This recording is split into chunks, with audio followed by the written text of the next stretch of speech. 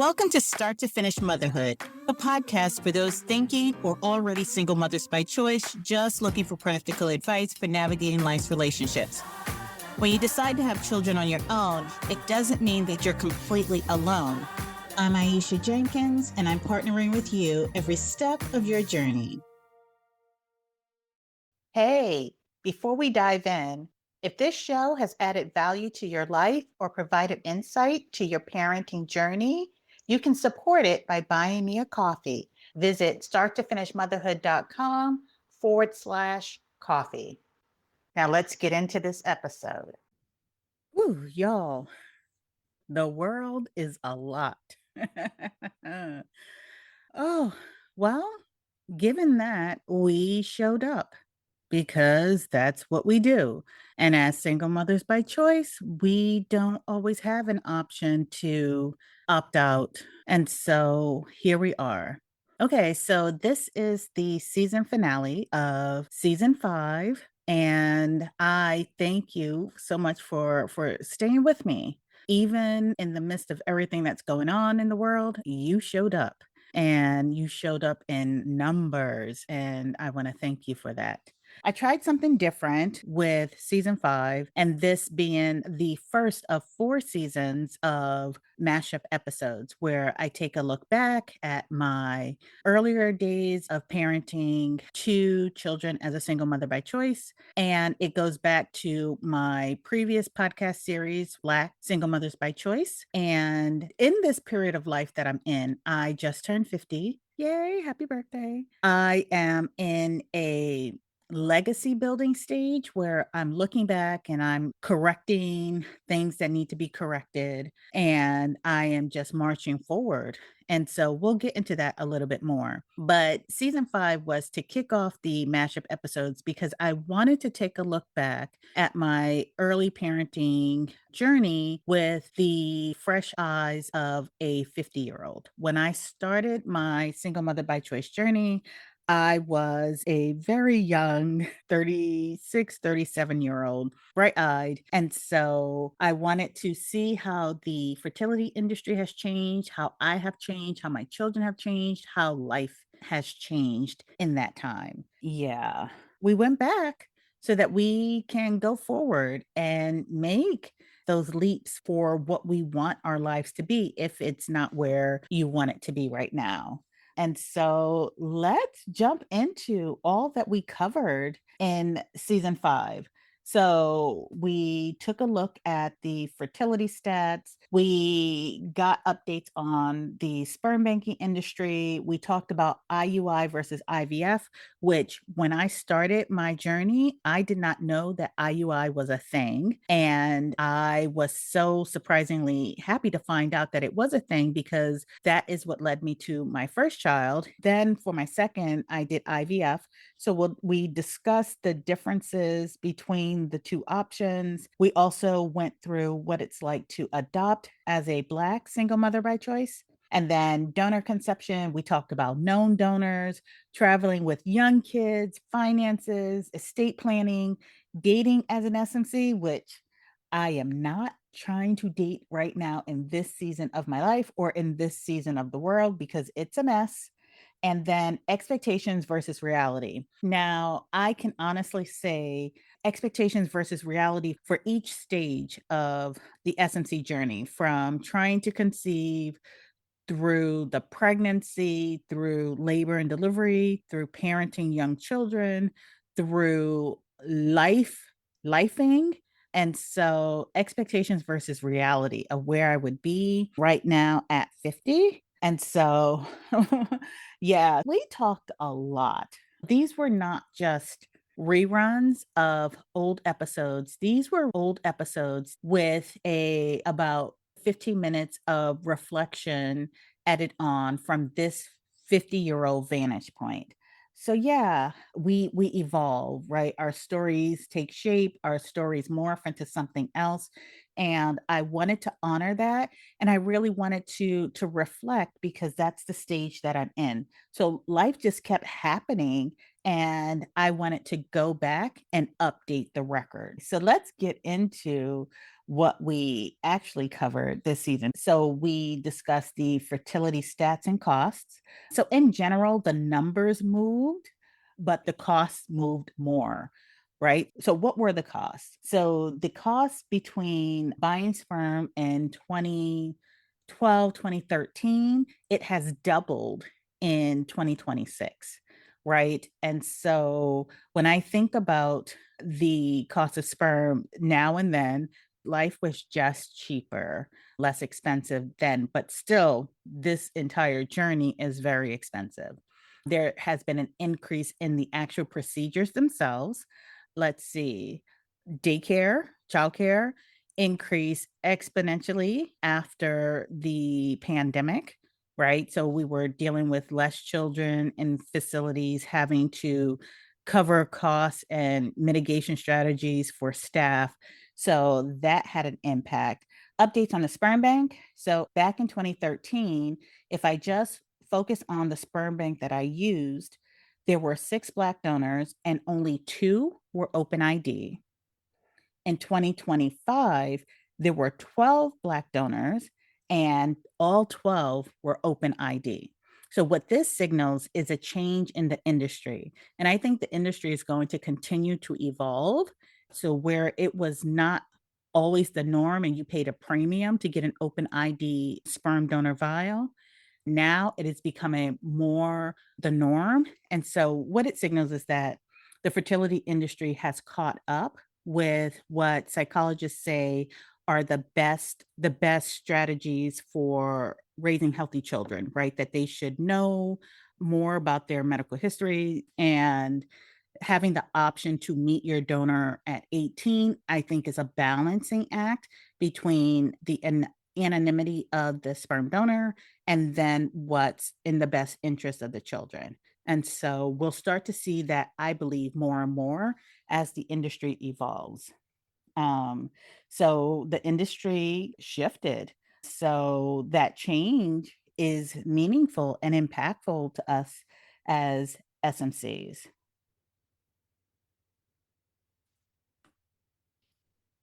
I gave an update on estate planning. So my estate planning arc went from using one of the internet legal firms to create and draft a will before I went in to deliver my first child.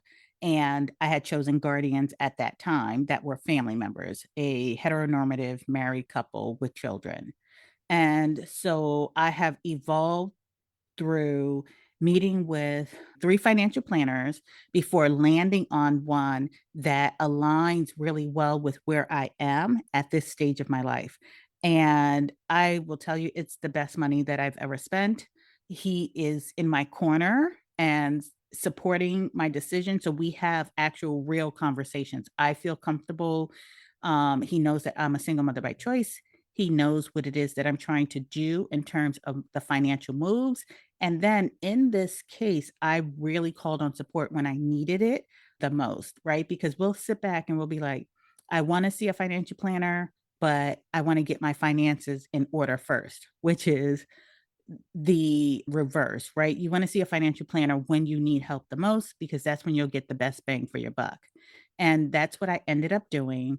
And also during this period, I was doing a career pivot. So I needed someone who was really strategic and really aggressive in how we handled and worked through what my finances needed to look like as a consultant, as opposed to what it needed to look like as a full time employee. Now I traded more freedom for more intermittent payouts. And so I really needed someone who understood that and who could support me through that pivot. And now I'm almost on the other side of that pivot. And so, yes, that is where I landed with the financial planner. So now I have a financial planner that I'm working with. It's a paid financial planner who is my person to have in my corner, which I definitely needed. Okay. All right. Now, I call this period. So I went through a pivot at the end of season 4. I discussed a little bit about the career pivot that I did. And simultaneously, I think my one of my good friends was in the process of developing her podcast that's called Disrupt, Delete, and Reset. I love it. It's just been released. And I think it captures what a lot of us are going through at this time. I know that I disrupted my entire career in favor of my mental health, right? It was in a toxic work environment. I needed to get out of that toxic work environment because it was not allowing me to show up for myself or my family the way that I wanted to show up. It was suffocating me. It was trying to just like snuff out any joy that I had. So I knew that I needed to get out. And so it was not the hardest decision in the moment.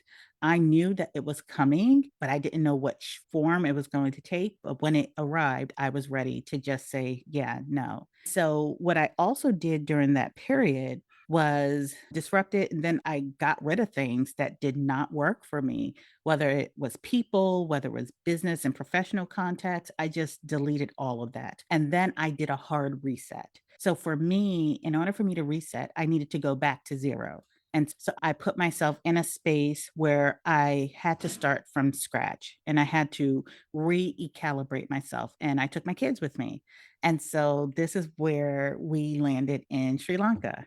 So the story about Sri Lanka was that I knew that during this period of life, I wanted to go back to a place that I had envisioned as the most peaceful place on earth. And for me, that was Bali. And when I talked to a friend, my friend said, well, if you love Bali, you'll really love Sri Lanka.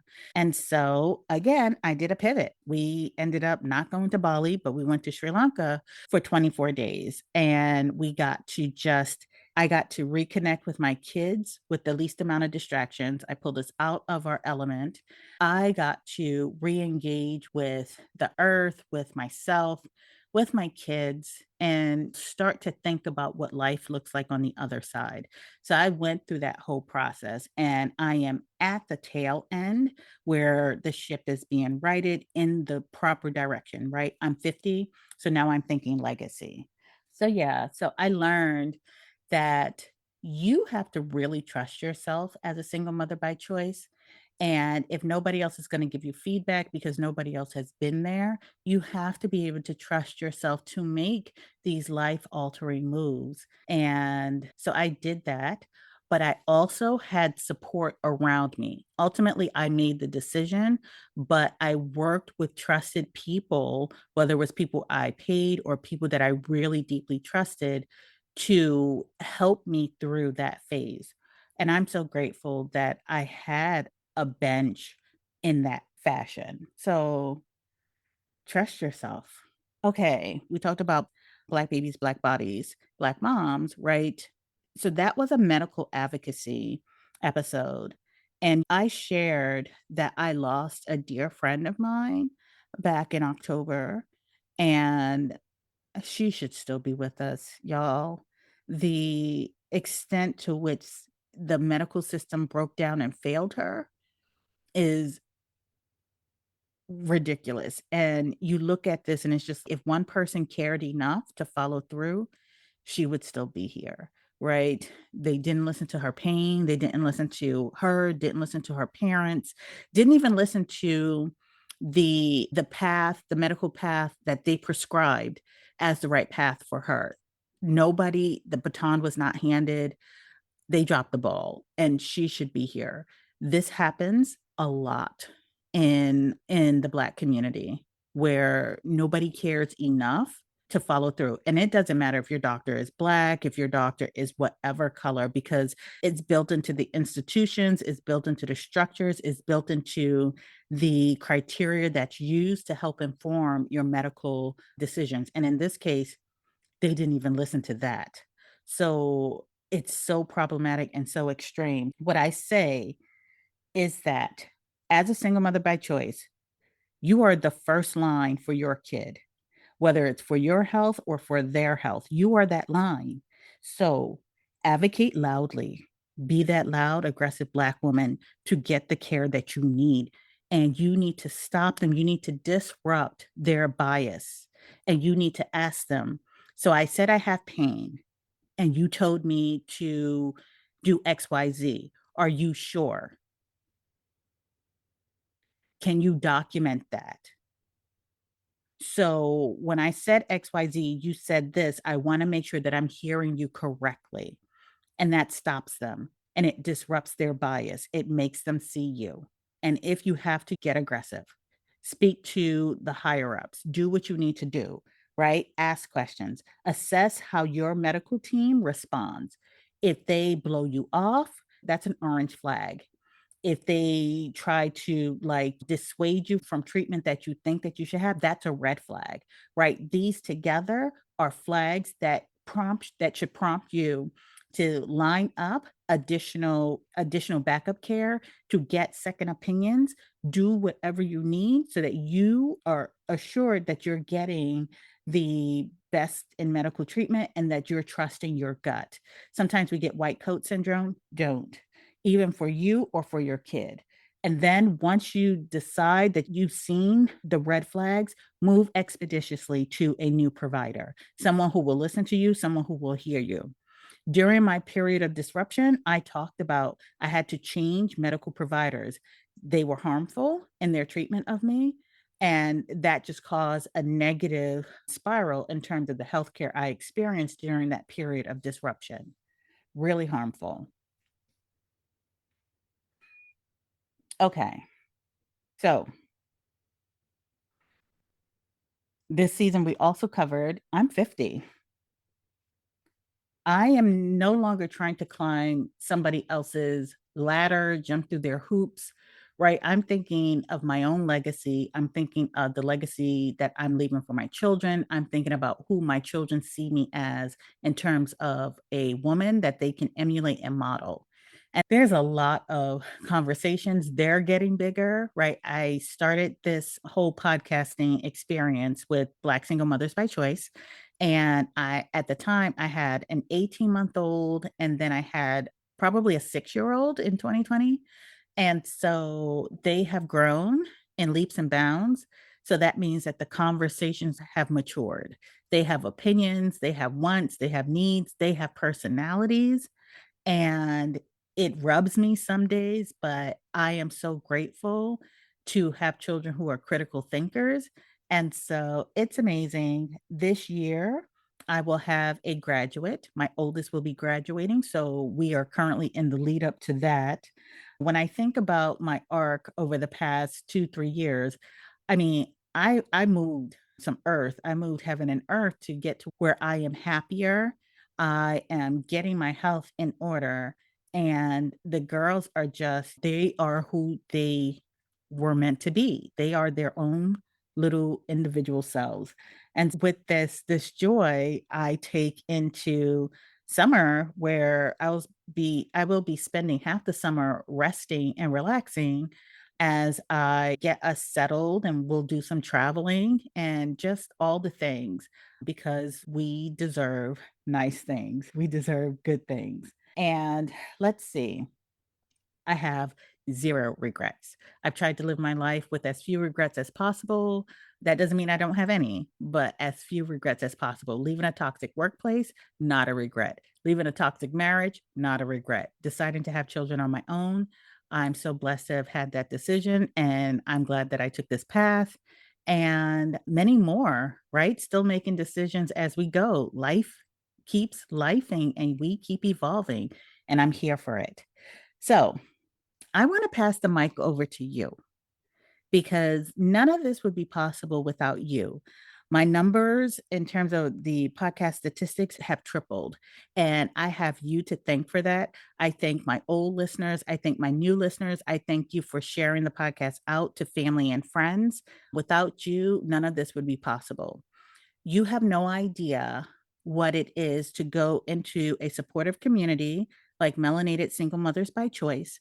And I find warmth, I find friends, I find new members that we can nurture up together and follow their stories as a look back to where we've been. We get to share information, we get to share celebrations, new jobs, new babies, new people starting on their journey, new homes, and life just evolves. And it's so nice to not have to do that alone, but to do it in community with people you can meet up with on weekends, you can take vacations with. I feel so grateful to have Melanated Single Mothers by Choice. I feel grateful to have this podcast where I can reach those of you across the globe and to have you feel validated in your choices and your decisions. I'm a lucky girl and I don't want to get all mushy, but I do want to thank you. So, to you, I want to ask you, what burning questions do you have from any of the past seasons, whether you've listened to Black Single Mothers by Choice or Start to Finish Motherhood? Are there any questions that you have that have currently not been answered? Is there something that you want me to go deeper on? Was there a particular episode that just had you in your feelings or in your thoughts, that had you parked in your driveway thinking through what you heard and really processing that information? And then, are there any topics you want me to cover or any situations that you're navigating right now where you need an honest perspective from further up the road? So if you have any of these questions or situations that are burning, if you reach out to me, so if you have any of these questions or situations, please feel free to reach out to me at Start to Finish Motherhood on Instagram. Or if you're in the Melanated Single Mothers by Choice community, you can send me a DM there. I do respond on a regular basis. I'm here to help and to support you.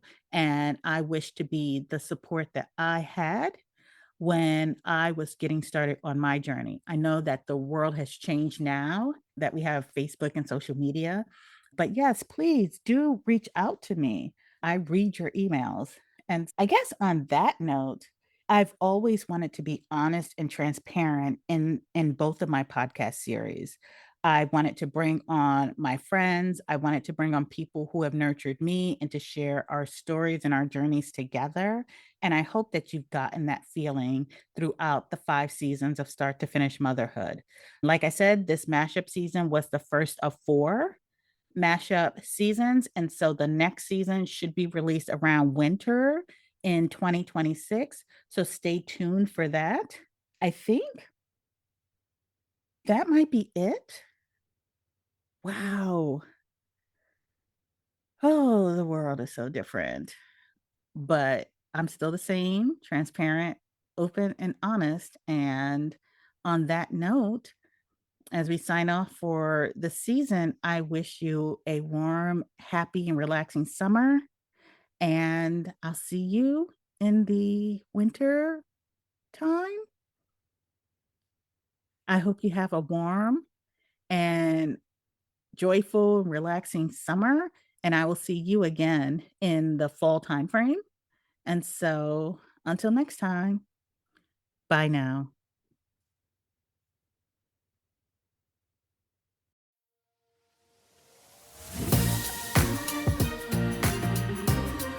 Thanks for listening to Start to Finish Motherhood with Aisha. If you want to keep the conversation going, follow Start to Finish Motherhood on Instagram or email me at aisha@starttofinishmotherhood.com. If you love this episode, please share it with anyone who's thinking of becoming a single mother by choice, anyone who's already parenting as a single mother by choice and just looking for advice on navigating it all, or a friend or family member who's looking to support someone else's single mother by choice journey. Until next time, bye now.